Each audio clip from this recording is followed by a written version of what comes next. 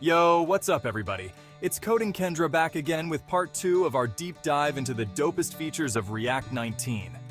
In part 1, we scratched the surface of what's new. But now, we're going full-on tech review mode, dissecting the core upgrades that'll change the way you build React apps. If you haven't caught part 1 yet, hit that link up there so you're all caught up. Alright, let's jump into the good stuff. Alright, first up, we gotta talk about concurrent rendering. This is like the headliner feature of React 19, completely changing how React handles tasks under the hood. See, in older versions, React would process updates one after the other, kind of like a queue. But with concurrent rendering, React gets this superpower to work on multiple things at the same time. Imagine it like having multiple tabs open on your browser. But instead of things slowing to a crawl, everything stays buttery smooth. This translates to a seriously smoother user experience. We're talking about apps that can handle heavy computations, complex animations, and massive data loads without breaking a sweat. Think about it. Have you ever been on a website where you click something and the whole thing freezes up for a second? Yeah, that's what concurrent rendering is here to prevent. It's all about keeping your app responsive and snappy, even when it's juggling a ton of stuff in the background. The beauty of it is that you don't need to be a coding wizard to take advantage of it. React handles most of the heavy lifting behind the scenes. It's like having a personal assistant who's constantly optimizing everything for the best possible experience. Next up, let's talk about the Transition API. This feature is all about making your UI transitions. You know, those little animations and effects when you click or hover over something, as buttery smooth as possible. In the past, if you wanted to create really polished transitions in React, it could get a little, well, let's just say it wasn't always the most straightforward process. But the Transition API comes in and basically says, hold my drink, I got this. Essentially, the Transition API lets you tell React which updates are urgent and which ones can wait a little bit. So for example, if a user clicks a button, that's an urgent update that needs to happen immediately.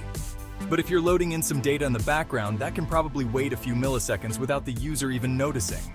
By differentiating between these different types of updates, the Transition API can prevent those annoying moments where your UI stutters or lags. It's like the difference between watching a video at a choppy 15 frames per second versus a silky smooth 60 frames per second. With the Transition API, you can wrap that model in a component, and then define what you want the transition to look like using in props. It's super intuitive and makes creating those subtle, delightful micro interactions that much easier. So whether you're building a complex web app or just want to add some polish to your UI, the Transition API is definitely something you'll want to check out. Alright, now let's talk about a feature that might sound a little boring at first, but trust me, it's a game changer for performance automatic batching. In a nutshell, batching is all about taking a bunch of small updates and bundling them together into one big update. Think of it like going to the grocery store once a week instead of every time you need a single ingredient. It's just more efficient. In previous versions of React, you had to manually batch updates using methods like. It wasn't difficult, but it did add a bit of extra code and complexity. But with React 19, automatic batching is enabled by default. That means React will automatically group together state updates that happen within the same event loop, resulting in fewer re-renders and a snappier user experience. And the best part is, you don't have to do anything. It just works. It's like React hired a team of efficiency experts to optimize your code for you. If you're constantly updating the state in rapid succession, automatic batching can significantly improve performance. So, not only does automatic batching make your code faster, but it also makes it cleaner and easier to read. It's a win-win situation. Chapter 4. Suspense, the master of asynchronicity. Now let's talk about a feature that's been around for a little while but got some serious upgrades in React 19 Suspense. Suspense is all about handling those pesky asynchronous operations like fetching data from an API in a way that's both elegant and performant. In the old days, if you wanted to load data in a React component, you'd typically have to deal with a bunch of messy lifecycle methods and conditional rendering. It worked, but it wasn't pretty. But with Suspense, You can basically tell React, hey, I'm going to go fetch some data, and while you're waiting, just show this loading spinner. And then, like magic, when the data is ready, React will automatically swap out the loading spinner with your component. In React 19, Suspense has gotten even more powerful. For one, it plays much nicer with concurrent rendering, meaning you can fetch data in the background without blocking the main thread. Suspense has gotten better integration with server components, which is a whole other rabbit hole we won't get into today. You could wrap your profile component in a component, and then pass in a fallback component, like a loading spinner. It's a much more elegant and user-friendly way to handle asynchronous operations in React. Chapter 5. New Concurrent Mode APIs, unleashing the power of React 19. Alright, so we've talked about concurrent rendering, but now let's dive into some of the new APIs that come along with it. These APIs give you even more fine-grained control over how your app behaves in concurrent mode. First up, we have this handy little hook lets you tell React to defer the update of a particular value until the main thread is free. It's like saying, hey, this value isn't super critical, so you can update it whenever you have a chance.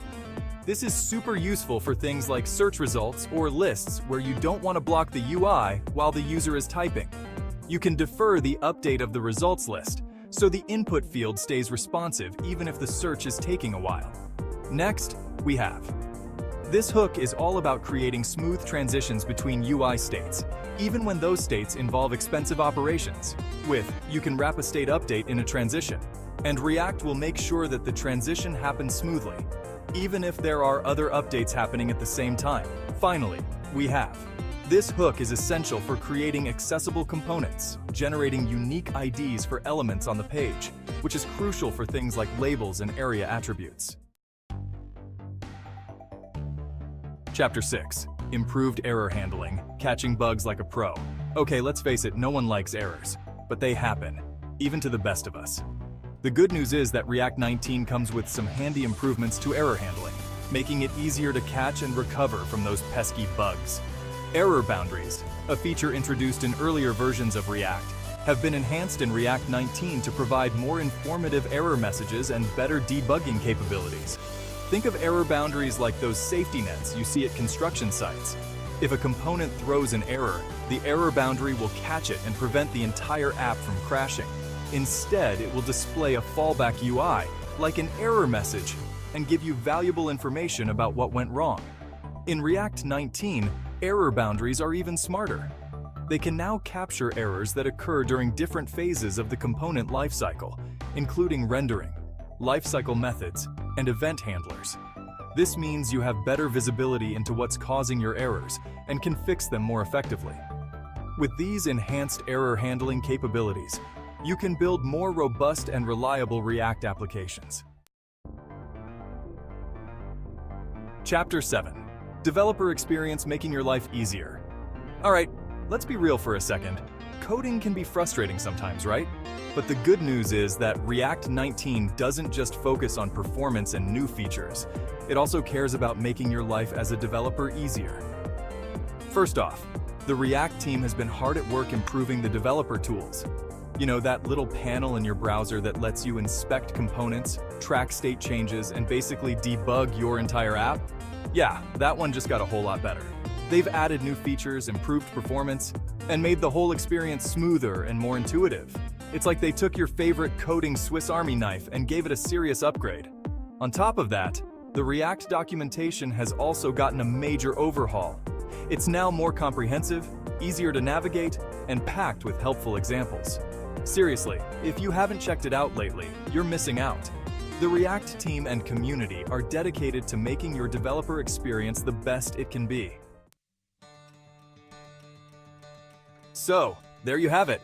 We just scratched the surface of what's new in React 19.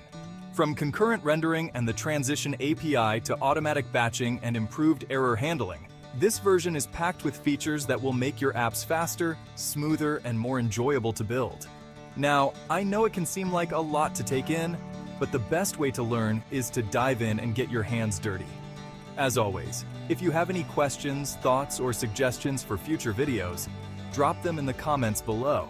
And don't forget to like, subscribe, and hit that notification bell so you don't miss out on any upcoming React content.